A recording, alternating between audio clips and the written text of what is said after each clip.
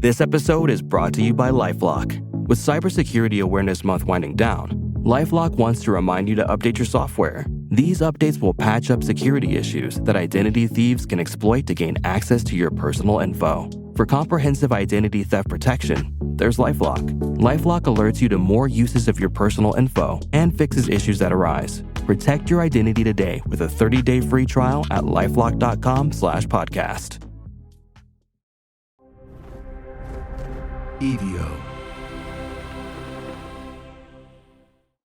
This series contains adult language and depictions of graphic violence. Listener discretion is advised.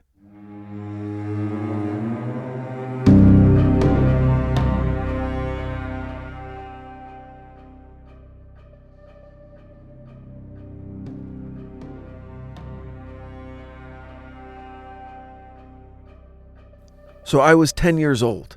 My older brother was 13, and I'd been hearing about this night for years, but I was never invited to participate. I was too young.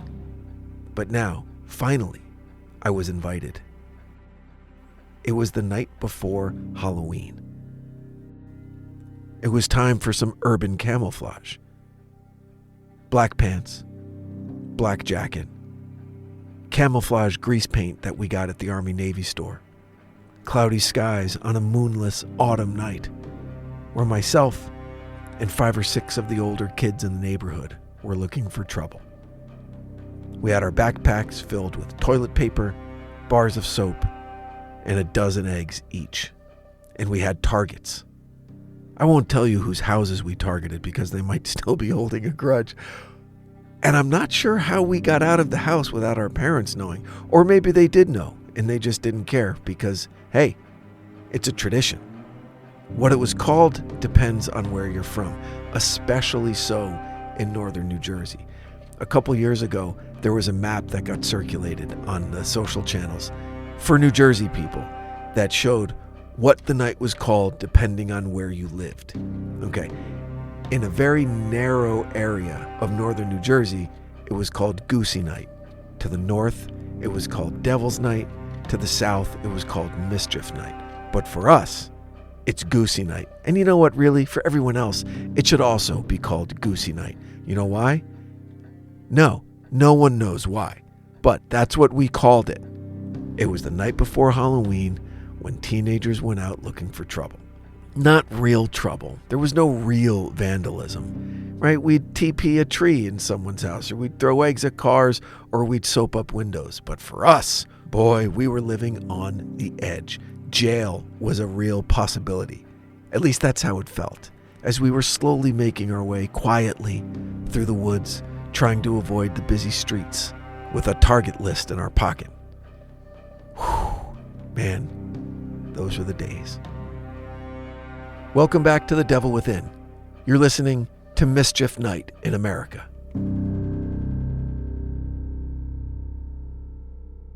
Now, yes, Halloween is typically associated with costumes and candy and, spooky fun. But this other tradition has long lurked in the shadows of October 31st. For the sake of some more palatable consumption for a larger audience, we'll just call it Mischief Night, which, as described, is an informal, sometimes unruly celebration marked by pranks, light vandalism, and general mayhem on the night before Halloween. For many, like myself when I was young and my brother and my friends, it was a night for harmless pranks.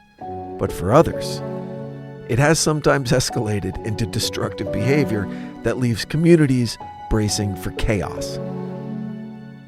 Although Mischief Night doesn't receive the same mainstream attention as Halloween itself, the history is both fascinating and complex, rooted in centuries-old traditions, cultural shifts, and social tensions.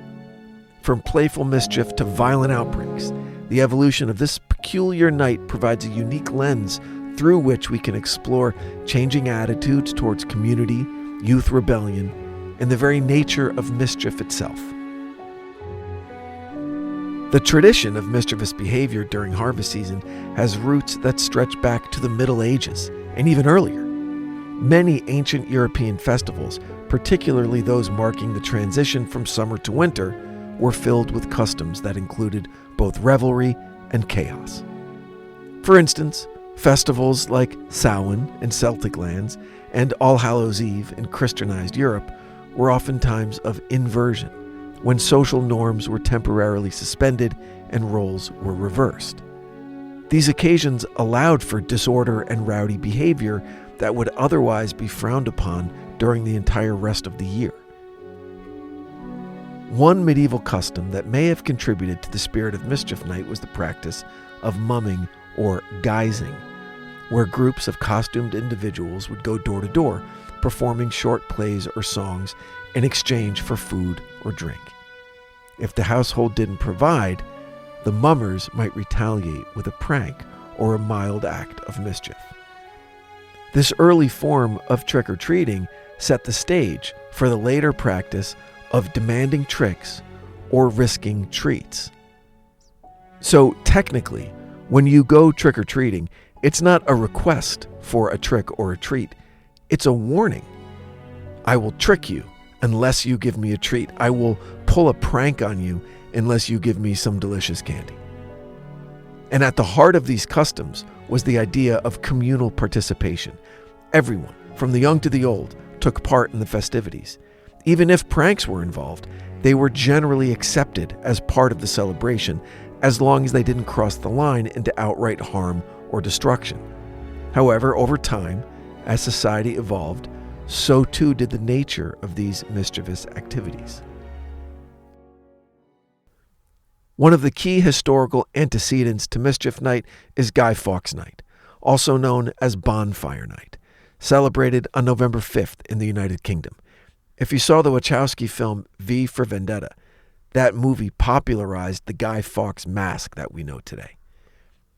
This holiday commemorates the failed gunpowder plot of 1605, when Guy Fawkes and his co-conspirators attempted to blow up the Houses of Parliament in an effort to assassinate King James I and restore a Catholic monarch to the throne. After Fawkes was caught and executed, the British government established November 5th as a day of national thanksgiving. Bonfires were lit across the country and effigies of Guy Fawkes were burned. However, what began as a patriotic celebration soon took on a tone geared more toward anarchy, particularly among youth. By the 18th and 19th centuries, Bonfire Night had become notorious for its rowdy behavior with bonfires, fireworks, and pranks filling the streets. Teenagers and children, usually unsupervised, roamed neighborhoods, lighting small fires, vandalizing property, and basically just causing trouble wherever they could. In some ways, Bonfire Night became an outlet for rebelliousness and class tensions, as working-class youth used the occasion to thumb their noses at authority. It's believed that some of the mischievous behaviors associated with Bonfire Night later crossed the Atlantic and merged with early Halloween traditions to influence what would eventually become Mischief Night.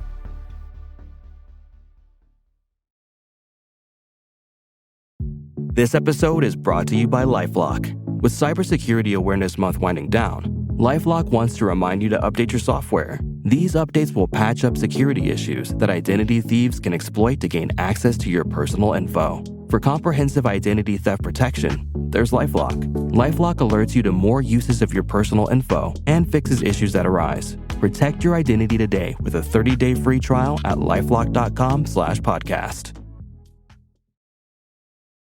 While Mischief Night has been observed in various forms across Europe, its modern incarnation in the United States took root in the late 19th and early 20th centuries.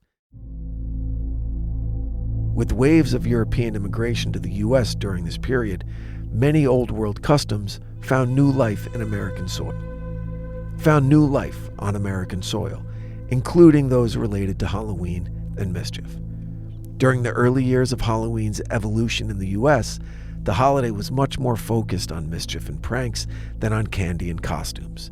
In fact, Halloween was primarily known as a night for practical jokes, and in many cases, it was boys and young men who led the charge. tipping over outhouses, removing gates from pastures and animal paddocks, throwing eggs, and soaping windows. All of these became common Halloween activities, and the pranks were largely seen as harmless.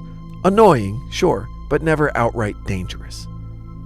By the early 20th century, though, Halloween pranks were becoming more organized, and in many cases, the mischief was concentrated on the night before Halloween, what would eventually become known as Mischief Night.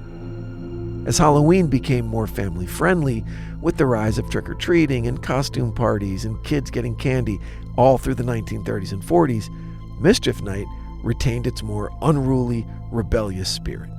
It was a night when teenagers, in particular, could indulge in acts of defiance without the normal constraints of adult supervision. While Mischief Night has often been associated with, like I said, relatively harmless pranks, there have been times when the night's activities have taken a darker and decidedly more dangerous turn. In some cities, particularly during periods of social unrest, Mischief Night has escalated into acts of serious vandalism, destruction, and arson. One of the most infamous examples of Mischief Night's darker side is Devil's Night in Detroit, Michigan. During the 1970s and 1980s, Devil's Night became synonymous with arson and urban decay, as the night before Halloween saw a spike in fires across the city. Detroit, already struggling with economic decline, poverty, and racial tensions, became a hotbed for destructive behavior.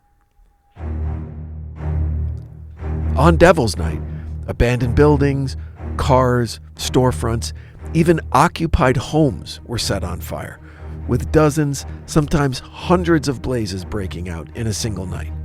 The fires were often started by roaming gangs of teenagers, and despite efforts by city officials and law enforcement to curb the violence, Devil's Night continued to plague Detroit for years. In response, Detroit launched community initiatives in the 1990s, including Angel's Night, which aimed to mobilize volunteers and residents to patrol neighborhoods and prevent further destruction. And these efforts were largely successful. By the 2000s, the number of fires set on Devil's Night had dramatically decreased to almost nothing. Now, while Detroit's Devil's Night may be the most extreme example, other cities have also experienced spikes in vandalism and violence on Mischief Night. In my home state of New Jersey, in the city of Camden, for example, Mischief Night has often been a night of arson and property destruction, with dozens of fires reported over the years. In these areas, Mischief Night became a night of chaos rather than just harmless pranks, which could be construed as a reflection of deeper societal issues like poverty, crime, and lack of opportunity. One of the key questions surrounding Mischief Night is why it continues to persist, particularly when so many of the activities, vandalism, egging, TPing trees, soaping windows, they're viewed as socially unacceptable and illegal. But to understand the appeal of Mischief Night, it's important to consider its connection to youth rebellion and the nature of mischief itself. Throughout history, young people have often used festivals, holidays, and celebrations as an opportunity to push back against authority and social norms. Mischief Night, like Halloween, serves as a kind of pressure valve, a chance for young people to engage in acts of rebellion in a controlled and even ritualized way. It's a night when rules can be bent or broken, and the usual order of society is upended, and it's okay, even if it's only for a few hours. In some ways, it's a form of ritualized deviance, a sanctioned period of time when young people can act out their frustrations, challenge authority, and engage in behaviors that would be normally off limits. Kind of like a very watered down, G-rated version of The Purge, if you're familiar with that series of films. The anonymity provided by the cover of night and the prevalence of masks and disguises on Halloween also contribute to the feeling of freedom that Mischief Night offers. For many teenagers or 10-year-olds like myself, Mischief Night represents a rite of passage, a way to prove their independence, their bravery, and ability to get away with minor acts of rebellion. Hey, can you handle the pressure? Can you keep your mouth shut? Can you roll with the big kids? Yeah, I can. It scared the hell out of me, but I did it. Whether it's TPing a neighbor's house or playing a prank on a teacher, it's more often about the thrill of breaking the rules than about causing any real harm. At least it was for me. As Halloween has become grossly over-commercialized and family-oriented, with an emphasis on candy, costumes, and decorations and pumpkin carving, the role of Mischief Night in American culture has waned in many areas. For some, it's become some quaint relic of the past, something associated with small-town Americana rather than the large-scale pranking and vandalism that once defined it. There are several reasons for this decline. First, increased policing and neighborhood surveillance have made it more difficult for teenagers to engage in mischief without getting caught.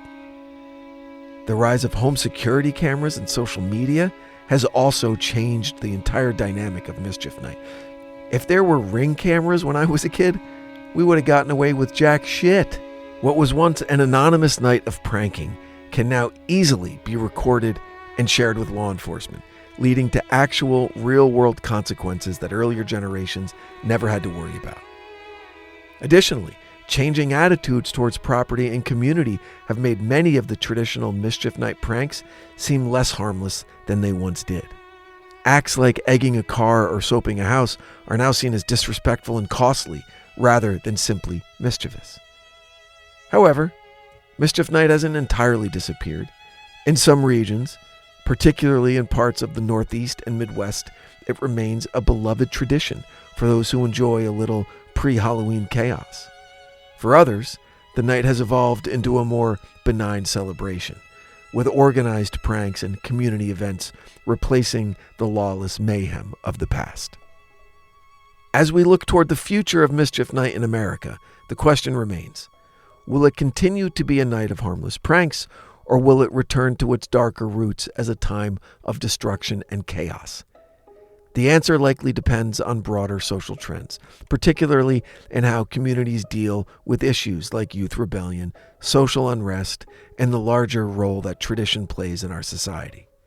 In many ways, Mischief Night serves as a barometer for the state of community life. When social tensions are high, as they were in Detroit during the 70s and 80s, Mischief Night can become a night of cathartic destruction, an outlet for anger and frustration. But when communities are more stable and connected, Mischief Night tends to revert to its more playful origins, an evening of tricks, not terror.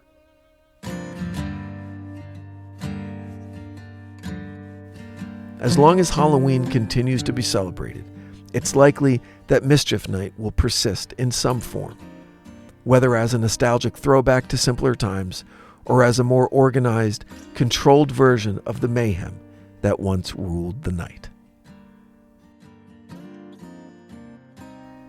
Thanks for listening, and happy Halloween. Make sure you're following The Devil Within wherever you get your podcasts so you never miss an episode.